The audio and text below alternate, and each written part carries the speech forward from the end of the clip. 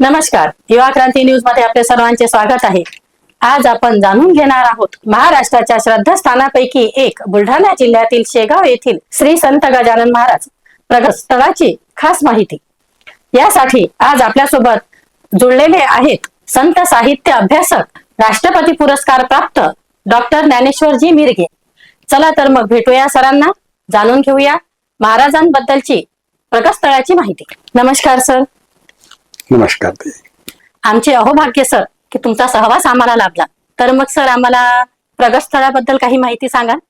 ब्रह्मानंदम परमसुखदम केवलम ज्ञानमूर्ती भावातीतम त्रिगुणरहितम सद्गुरु नमामि. संत नगरीचं आराध्य दैवत योगी योगेश्वर संत गजानन महाराजांच्या चरणी कोटी कोटी प्रणाम.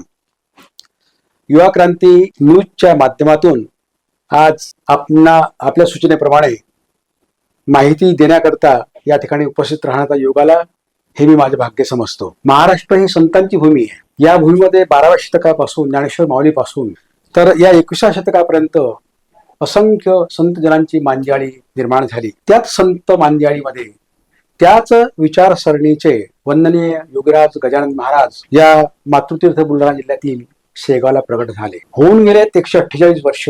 23 फेब्रुवारी 1878 मध्ये हे योगी योगेश्वर या ठिकाणी प्रगटले. दासगणू महाराजांचा जो श्री गजानन ग्रंथ आहे त्या संदर्भ ग्रंथामध्ये महाराजांच्या प्रगटीकरणाविषयी काही संदर्भ आहेत की साधू श्री देवदास पातुरकर यांच्या मुलांच्या ऋतुशांतीच्या निमित्तानं अन्नदानाचा एक कार्यक्रम होता. पहिली पंगत बसली, लोकांचे जेवण झालेत आणि त्या उष्ट्या पत्रावळी मठाच्या बाहेर भेटण्यात आल्या.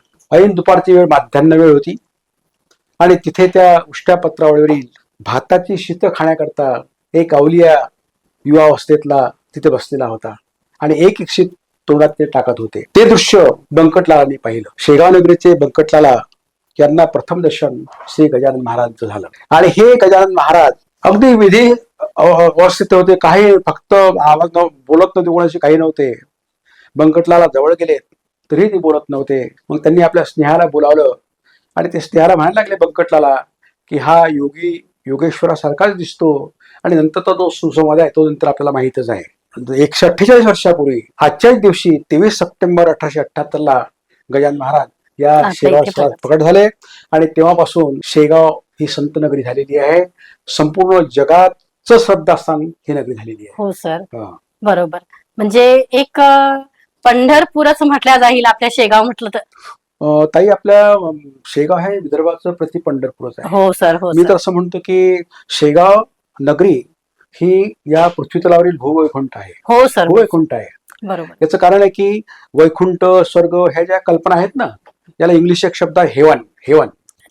परंतु एका विचारवंतानं असं स्टेटमेंट केलेलं आहे की heaven is not a geographical place but stage of mind. कोणत्याही प्रकारचं भौगोलिक क्षेत्र नाही की हे क्षेत्र आहे, या ठिकाणी वैकुंठ आहे. तर वैकुंठ म्हणजे काय? तर लागली ब्रह्मानंदी टाळी, कोण देहाते सांभाळी, आनंदाचे डोळे आनंद तरंग. हा आनंद जिथे आहे ते खऱ्या अर्थाने वैकुंठ असते. आणि आपण पाहत आहात की 148 वर्षापासून शेगाव नगरी हे खऱ्या अर्थानं भूवैकुंठ झालेली आहे. या ठिकाणी नेहमी आनंद सुरू असतो. अतिशय भाग्यवान लोक आपण या नगरीतले राहणारे आहे की गजानन महाराजच्या या त्यांच्या प्रकटनाच्या निमित्तानं आपल्याला हे दृश्य आपल्याला दिसते आहे भक्तीचं. आणि ही भक्ती संपदा या ठिकाणी ओतप्रोत भरलेली आहे शेगाव शहरामध्ये. म्हणून मला असं वाटतं की खऱ्या अर्थानं भूवैकुंठ आहे. आपण जे म्हणालात की वैकुंठ आहे तर खरोखर भूवैकुंठ आहे. मी या विचाराशी सहमत आहे. आपण जे बोलतात सर, याचे संदर्भ कुठे मिळतील? नाही, याच्या संदर्भातही आपल्याला अधिकृत ग्रंथ आणि साहित्यातून मिळेल. परंतु याचा एक अधिकृत असा ग्रंथ दासगणू महाराजांचा आहे. काय झालं की संत गजानन महाराज 1910 प्रकट झाले आणि 1910 पासून तर 1939 पर्यंत कोणत्याही प्रकारचं स्तोत्र, कोणत्याही प्रकारची पोथी, कोणत्याही प्रकारचे लेख गजानन महाराज उपलब्ध नव्हते. आणि हजारो लोक इथे यायचे दर्शनाला महाराजांच्या, विचारायचे की हे कुठले आहेत, कुठून आले, काय आले. रामचंद्र पाटलांना काही सांगता येत नव्हतं. ते रामचंद्र पाटील त्यावेळेला विभाग आपल्या व्यवस्थापकीय विश्वस्त होते. 1909च्या काळात 1909 ते 1942 पर्यंत रामचंद्र पाटील हे व्यवस्थापकीय विश्वस्त होते गजानन महाराजांचे.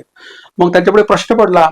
त्यांची कार्यकारिणीची मिटिंग झाली आणि त्यात ठरलं की गजानन महाराजांची काही माहिती आपल्याकडे आहेत मठाची काही कागदपत्र आहेत, काही मौखिक माहिती आहे, याच्या आधारे आपल्याला एखादा ओवीबद्ध ग्रंथ करता येईल का? तर त्यांनी सांगितलं काही हरकत नाही.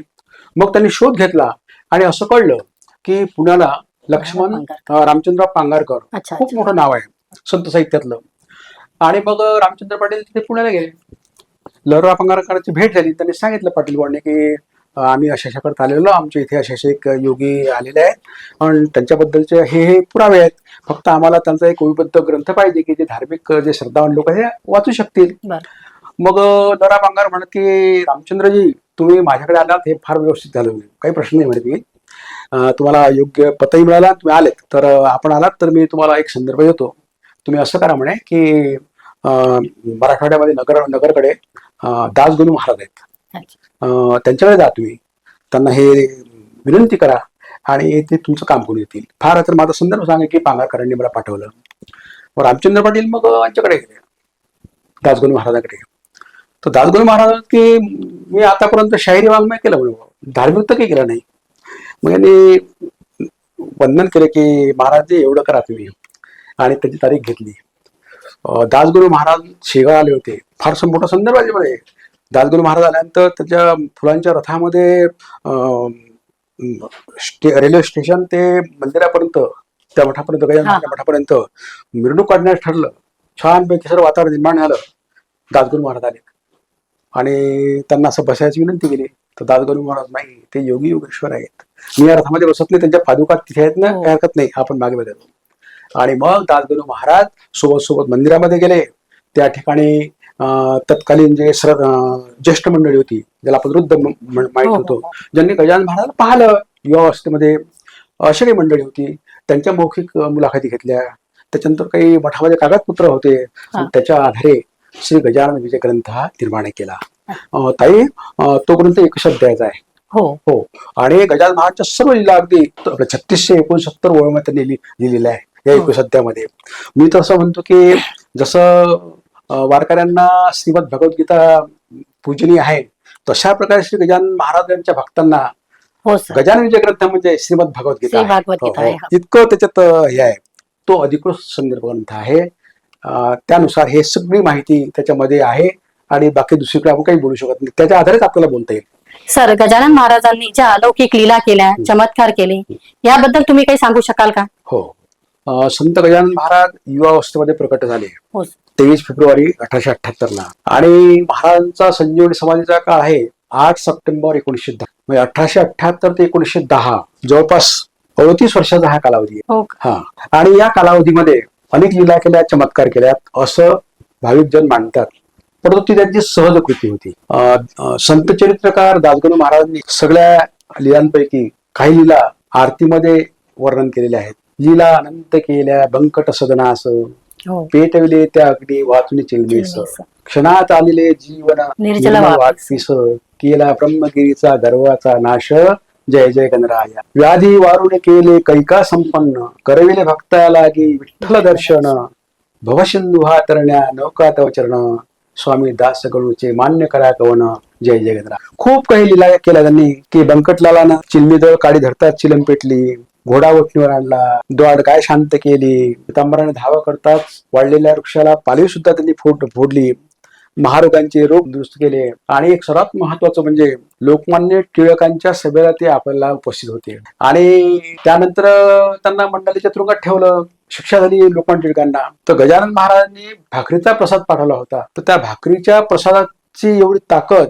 की त्यांनी मंडालेच्या तुरुंगामध्ये श्रीमद भगवद्गीतेवरची प्रसिद्ध टीका गीता रहस्य हा ग्रंथ लिहिला, अशी कोट्यावधी श्रद्धांची श्रद्धा आहे. आणि तरी काय की नर्मदा मातेचं प्रत्यक्ष दर्शन घडवलं. हो, की त्या नर्मदा मातेच्या त्या प्रवाहामध्ये जेव्हा नाव डोलायला लागली, जरा धोकादायक झाली, त्यावेळेला सर्व प्रार्थना करायला लागले गजानन महाराजला. गजानन महाराज ते नाव नौकेमध्ये होते आणि तिथे जे भक्त सोबत होते त्यांनी प्रत्यक्ष सांगितलं की तई काळी भागीरथी, दोन्ही हात करी वरुती, चुडे कंकणी रत्न दीप्ती, शोभा शोभती भरती.